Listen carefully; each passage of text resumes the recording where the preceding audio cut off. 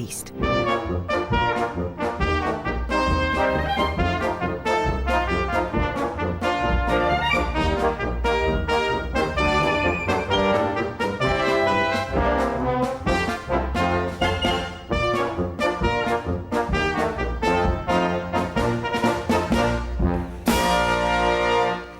Hello and welcome to Local Heroes.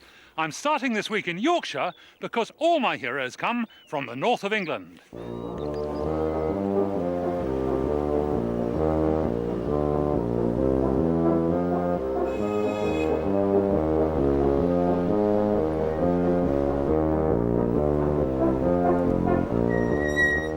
This is the city of Leeds, which might have been the film capital of the world if my next hero hadn't mysteriously disappeared.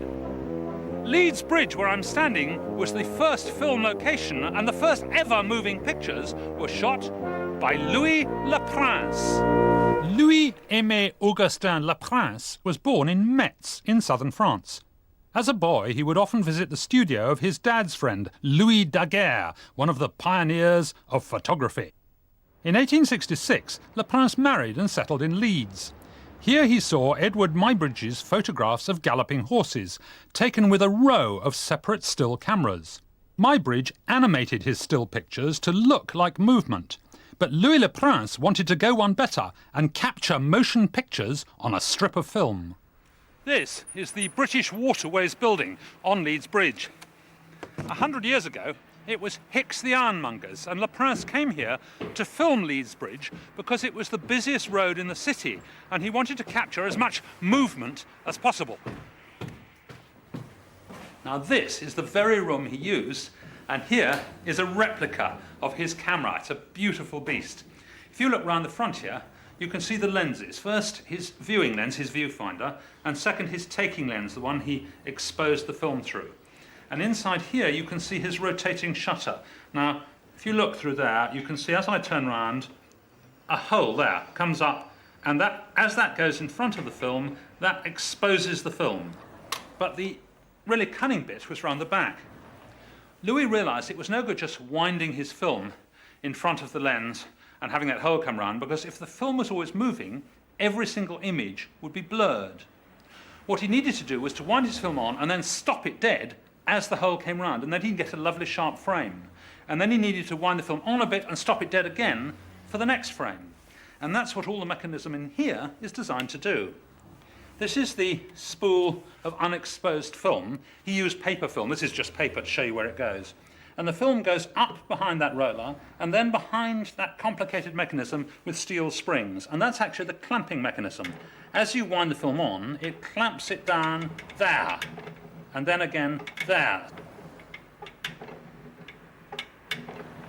And the film goes on behind that top roller and onto the take-up spool. And the take-up spool is driven by this wonky cog here. And you can see that goes around in a very eccentric way. That's so that it pulls the film along only when it is not clamped in front of the hole. So it goes on there like that. And now, this was the first camera and there was no standard film, but at least 35mm film does fit in it, so I'm going to load it up with this and take my own film of Leeds Bridge. But unfortunately, I need to load it in a darkroom.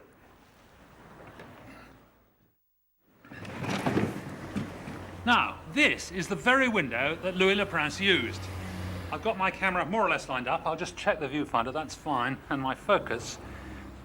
That's good, and it's just about on infinity. Now I just need to wait for a second to get a couple of buses in shot because he wanted the maximum amount of traffic, and so I should do the same thing. Here we are, the light's gone green, they're just coming around the corner. 1, 2, 3, go!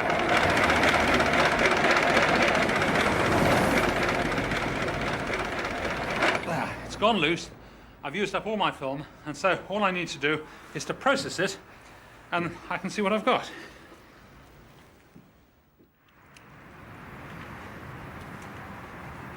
This is Broadcasting House, BBC North, and it was on this very site that Louis Le Prince had his workshop and projected the first moving pictures. I'm off to the Look North studio, the perfect place to project my pictures. Now, I've had my film processed and it looks fairly reasonable. I can see traffic lights and a bus, and what I need to do is to project a whole lot of these stills one after another on the wall, and then I'll have moving pictures. So I have to solve the same problem that Louis had to solve. He had to invent the projector.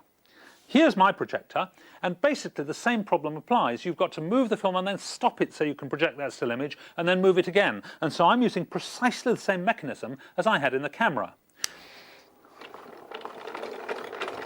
I need to ride about the same rate as I wound the camera. That's about it. And I can see a car moving. All the lights have changed. And now, oh yeah, I've got a bus coming in shot.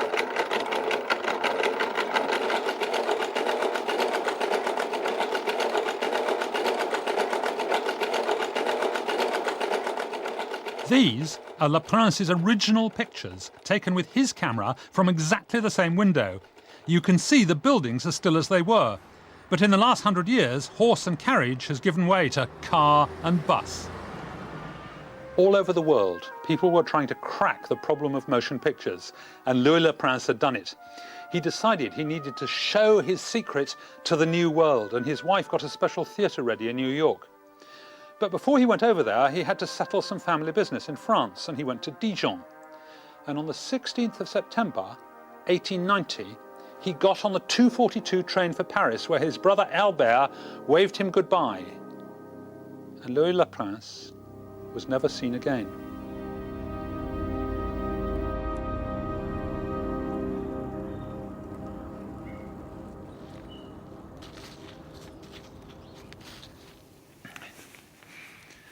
The middle of the 18th century saw the birth not only of the Industrial Revolution, but also, in this farmhouse near Barnsley, of a man who set the standards of engineering excellence for 100 years.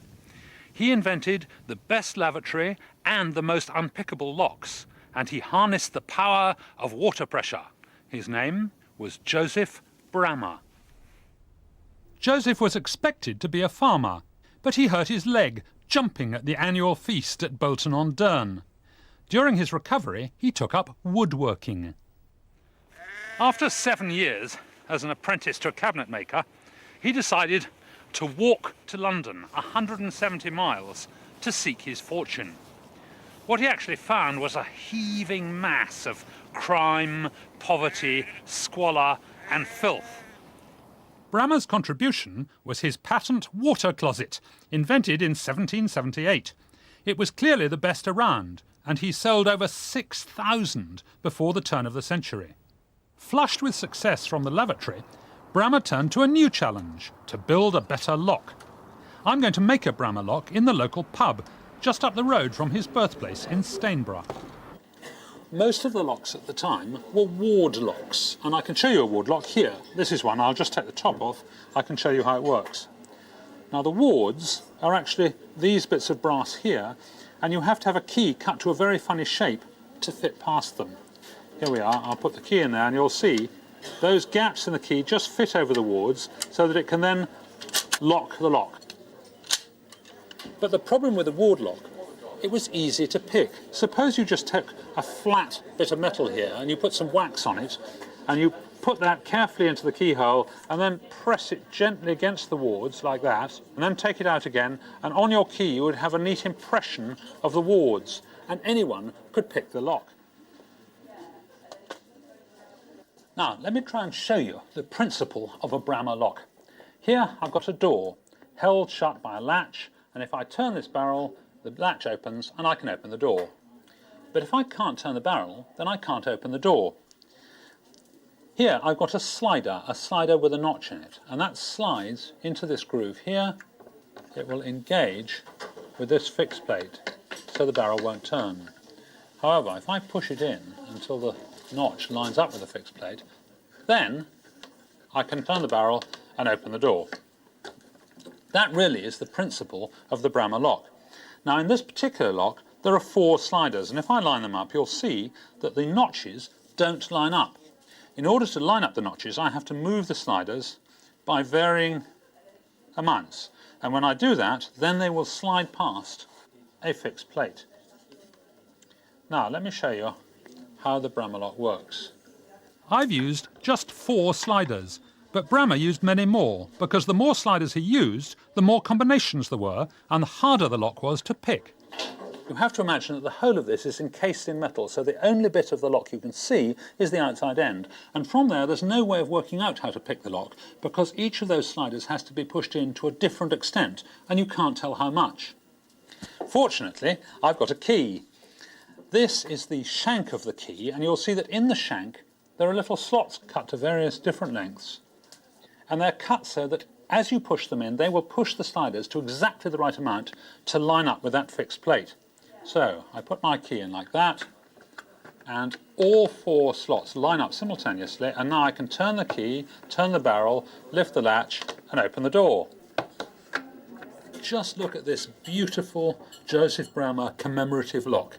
It's got 12 sliders, and it says on it, this lock requires 479,001,600 keys to open it under all its variations. And just listen, it's like oiled silk. A really beautiful lock, this. Joseph Bramah was so sure of himself and of the unpickability of his locks that he put in the window of his Piccadilly shop a padlock with a challenge offering 200 guineas to the artist who shall be able to find an instrument to pick this lock. It was eventually picked 37 years after Bramah died by an American locksmith, Alfred Hobbs, who took 52 hours spread over 16 days. Bramah's inventive urges didn't end with the unpickable lock. In 1795 he made his most important breakthrough, hydraulics. Joseph Bramah realised a very clever thing, that you could multiply forces by using hydraulics. I've got one pipe here that's about 15 centimetres across, connected directly to this one here, which is about 3 centimetres across, and they're both full of water. If I push on the small piston, I put pressure on each square centimetre of water under it. This pressure must be the same for every square centimetre of water under the big piston, but it has 25 times as many square centimetres, so it's pushed up with 25 times the force. Of course, you can't get something for nothing, and you'll notice that I'm moving this pipe about 1 metre, and I'm only going up about 5 centimetres. Bramah realised that hydraulics could be used for more than just multiplying forces. His cunning beer engine used beer in the pipes instead of water. A weight on the big piston pumped the beer up to the bar. At the age of 65, Joseph Bramah was uprooting trees in the Ellis Holt forest with his hydraulic tree puller, but it was an icy cold day. He caught pneumonia and died. He was a truly brilliant engineer, and to this day, in Yorkshire at least, a beautiful piece of machinery is still called a real Bramah.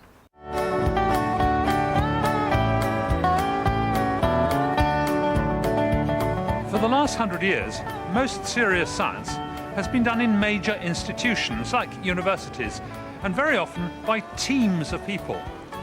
But just occasionally there's space for the gifted amateur, the person doing science just in spare time. This is Stonegate, one of the ancient streets of York. And 100 years ago it was the home of a man, as he described it, of limited leisure, who nevertheless travelled the world studying volcanoes and coming back with amazing photographs and stories. His name, appropriately enough, was Tempest Anderson. Anderson was an eye surgeon and a keen photographer in search of a scientific pursuit to make the best use of his picture-taking skills. He decided to study volcanoes because, he said, it offered exercise in the open air, often in districts remote and picturesque. So from 1883 he always kept 2 suitcases ready packed, one full of tropical gear and the other with winter woolies, just in case he heard about a volcano and he wanted to leave at a moment's notice.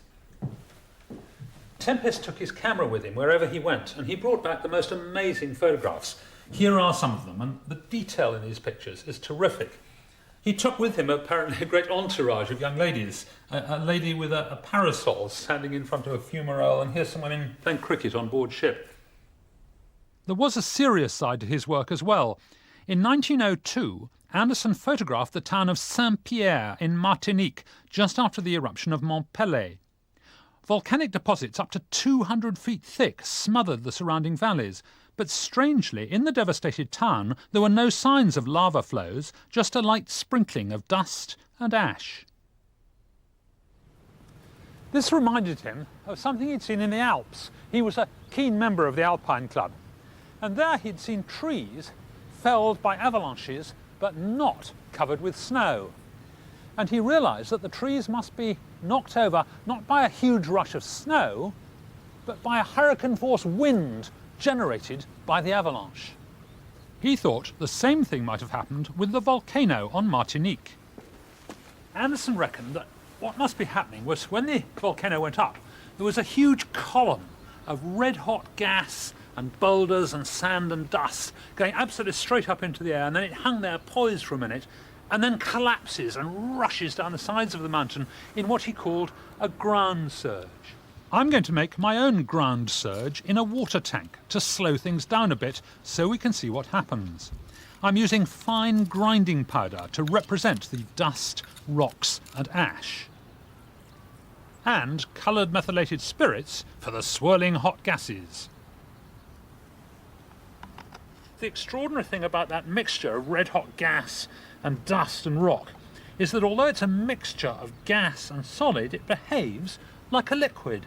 When I lift the sluice, the methylated spirits, my swirling hot gases, rush out like the winds of an avalanche, devastating the little wooden mountainsides. This hot swirling ground surge is now called pyroclastic flow. Let's have another look. The heaviest rocks and ash fall out of the mixture and are deposited on the ground. Turbulence keeps the smallest bits of ash and dust in the billowing pyroclastic flow as it rushes along at hurricane speeds, destroying all before it, but leaving only a little ash in its wake. This is just what happened at Saint-Pierre. The entire town was demolished in 2 minutes, killing 29,000 people, and the only survivor was a prisoner locked up in an underground cell. Tempest Anderson risked life and limb on every one of his expeditions. A friend once said, "You know, Anderson, you're bound to die, but it will be such a very great satisfaction to you afterwards that it was in the cause of science." Unfortunately, Tempest didn't go out with a bang. He died from a fever on the way back from Java.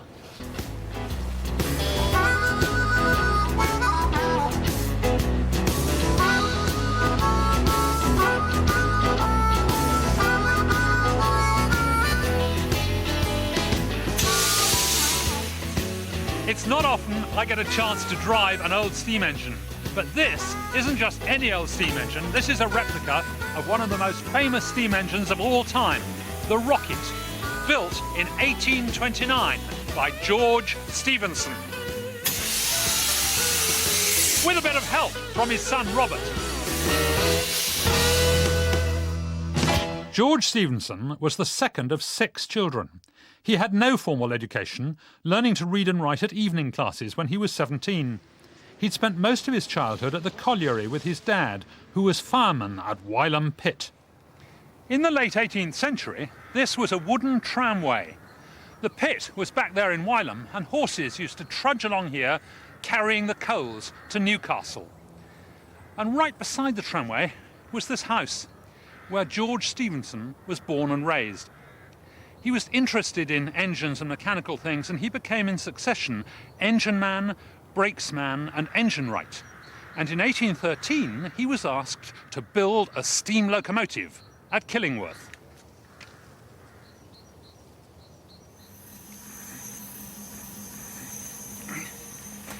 George Stephenson didn't invent the railway locomotive. The first one had been built by Richard Trevithick, the fiery Cornishman, about 10 years earlier. But he did at least get them on the right lines, literally, because George insisted that they should use wrought iron for the rails, which was much tougher than cast iron, and it stood the weight of the engine.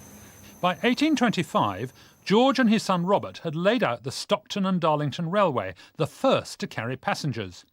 It used a combination of horses and steam locomotives to pull the carriages. But it was the Liverpool-Manchester Railway that was the turning point in the history of steam trains. Though the line was already under construction, by 1829 they still hadn't decided how to pull the carriages. There would be far too much traffic to use horses, and although stationary steam engines pulling the carriages with cables seemed to be the answer, George argued passionately for the steam locomotive. The question was, which was the best locomotive in the land? To find out, they held the Rainhill Trials. And it was for the Rainhill Trials that George and Robert Stephenson built the rocket. Now, what made the rocket different, and indeed better than its rivals, was the design of the boiler. This is the boiler here. And the particular thing was these pipes. There are 30 of these pipes, 3 inches in diameter, running from one end of the boiler to the other. And what they did was to carry the gases, the hot gases from the firebox here, through the boiler to the bottom of the chimney here. And as a result of having all these many pipes, you've got an enormous surface area to transfer the heat very efficiently from the hot gases to the water in the boiler. The result of this was that the rocket was much more efficient than its rivals, and it easily won the Rainhill Trials. And this is it, the real thing, the original rocket. It was this locomotive that won the Rainhill Trials in 1829. Absolutely fantastic. The driving wheels and the cylinders. I mean, to touch such a piece of machinery is a real privilege. On the 15th of September 1830, she actually pulled the first passenger train from Liverpool to Manchester, pulled passengers along at 30 miles an hour and brought in the age of the steam railways. You might think that building the world's fastest train would be the pinnacle of one's career, but George still had one or two things to straighten out. When George Stephenson came to the end of his line, he retired to Chesterfield, and there at Tapton House he became an enthusiastic horticulturalist.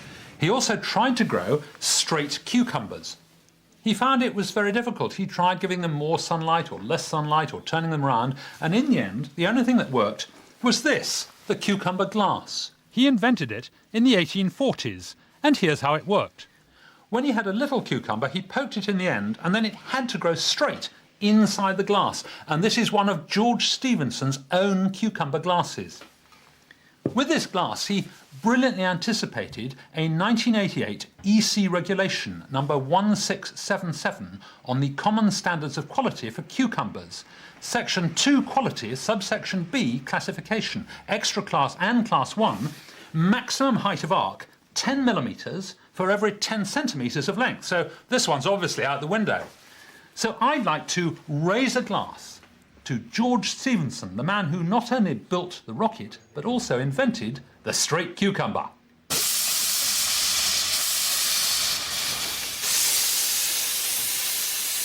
I'm sorry, that's all the heroes we've got time for. See you next time!